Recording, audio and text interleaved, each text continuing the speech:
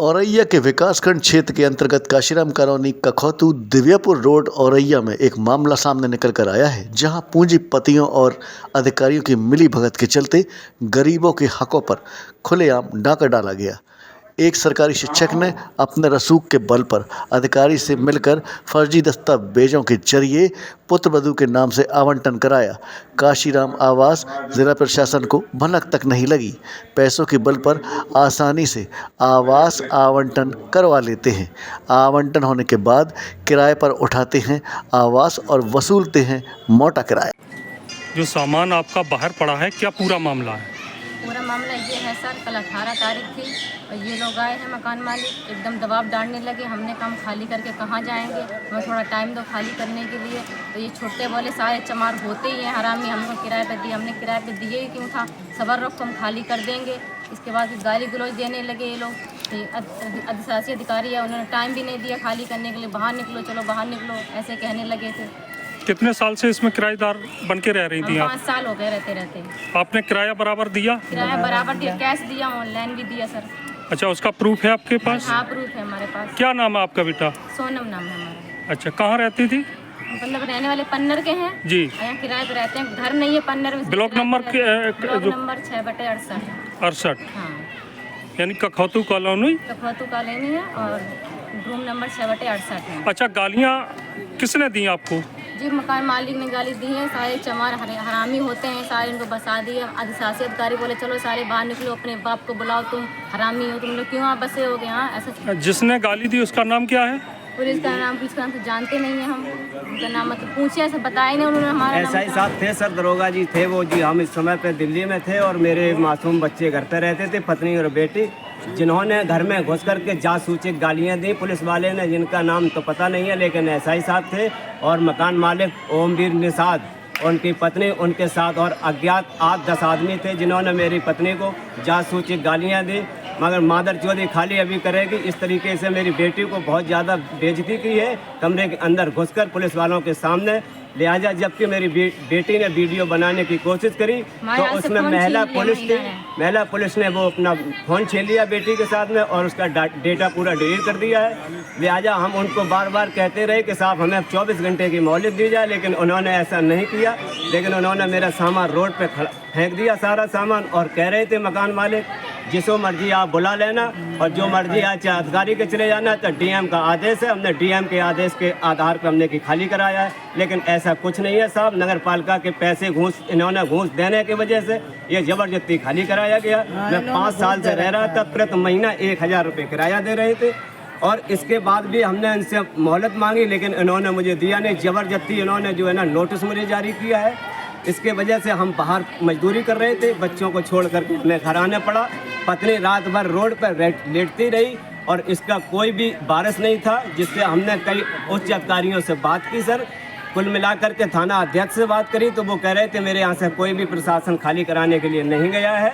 और उसके बाद में फिर हमने मुख्यमंत्री साहब को रजिस्ट्री भी करी, जिसमें कोई अभी तक जवाब नहीं। और माननीय महोदय जी जिला अधिकारी को भी हमने कम से कम 25 उनको प्रार्थना पत्र दिए सर। उन्होंने कोई भी आज दिन तक संज्ञान नहीं लिया है। और नगर पालिका वालों ने ये कहा था कि कोई आपात्र अगर कॉलोनी में पाया जाता है तो हम उनको आपात्र वाले को खाली करके पात्र वाले आदमी को हम तुम्हें दे देंगे कॉलोनी। अभी तक ऐसी नगर पालिका वालों ने कोई भी कोशिश नहीं करी, न जांच करी है। लिहाजा रोड पे सामान पड़े बच्चे 4 हैं, पत्नी 2। उसके बाद हमारे पास मरने के पास भी 5 फुट जगह नहीं है। अगर हम कहीं रात में मर जाते हैं तो मिट्टी रखने को कहीं जगह नहीं है। लिहाजा सरकार से गुजारिश करते हैं कि इन बच्चों की तरफ और हमारे तरफ देखते हुए लिहाजा कहीं रखने के लिए मिट्टी इतनी जगह दे दी जाए जिसमें हमारे बच्चे रह सकें। आप जो आरोप लगा रहे हैं कि जो जिनके नाम से कॉलोनी आवंटित की गई है, हाँ? उनके यहाँ पर 2 मकान है, प्लॉट भी है, क्या ये सही है? इनका प्रूफ हम दे रहे हैं, इनका प्रूफ दे रहे हैं सर, पूरा मकान के जहाँ पे जो रह रहे हैं इनका निजी आवास है। 2 मकान है, प्लस भरतपुर पे इन पे 3 प्लाट भी हैं।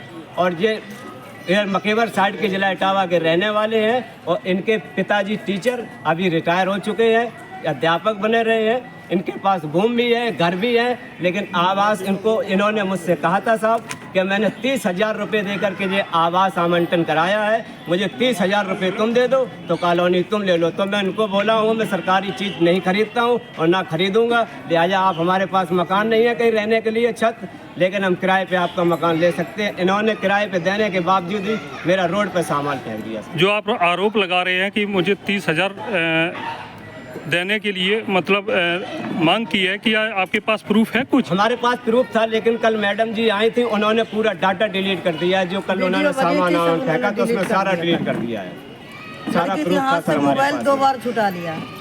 आपके उससे पहले सर आपके पति आरोप लगा रहे हैं पुलिस वालों पर, आपके साथ अभद्रता की है, गाली गलौज की है, जासूचक गालियां दी हैं। बहुत हाँ, साफ गाली दी है, गलती है। बिल्कुल कहाँ की गाली पुलिस गाली थी? की। पुलिस ये यहाँ से थे, मालूम नहीं कहाँ से, नारायणपुर चौकी। नारायणपुर चौकी से बता रहे थे। नारायणपुर चौकी से, नारायणपुर चौकी इंचार्ज। हाँ जी, हाँ जी।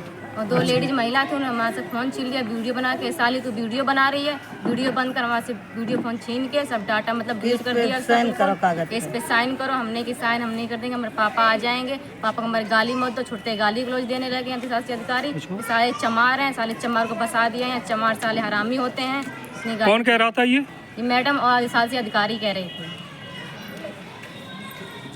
अच्छा, उनका नाम नहीं पड़ा, नेम प्लेट नहीं पड़ी, क्या नाम था सर, उनका? नाम पढ़ा ही नहीं हमने, मतलब इधर उधर अंदर बाहर हो रहे थे, बात ही नहीं कर रहे थे 1 मिनट के लिए, बता भी नहीं रहे थे अपना नाम। हमारी भी श्रीमान जी उनसे बातचीत हुई है, मैंने उनसे ये वक्त मांगा था साहब कि हम दिल्ली रह रहे हैं, मजदूरी करने आए हैं, 24 घंटे का समय दिया जाए, हम घर पे आ जाएंगे, आपकी आवाज़ खाली कर देंगे। लेकिन उन्होंने भी हमें जासूचक गालियाँ फ़ोन पे दी, जिसका मेरे पास में आज भी प्रूफ है, हम आपको दिखा सकते हैं और सुना भी सकते हैं। रिकॉर्डिंग है आपके पास? रिकॉर्डिंग है हमारे पास में, हम सुना सकते हैं आपको। वो हमसे बोले है तू कौन है, डीएम है क्या तू, मतलब कोई मजिस्ट्रेट है, इस तरीके से लैंग्वेज को अपनी मतलब बोल रहे थे भाषा में। तो बहुत गुंडा आदमी है, कॉलोनी खाली नहीं करेगा, कई बार तुझे नोटिस जारी किया। मैं उनको बोला हूँ मुझे नोटिस 3 बार जारी हुआ है सर।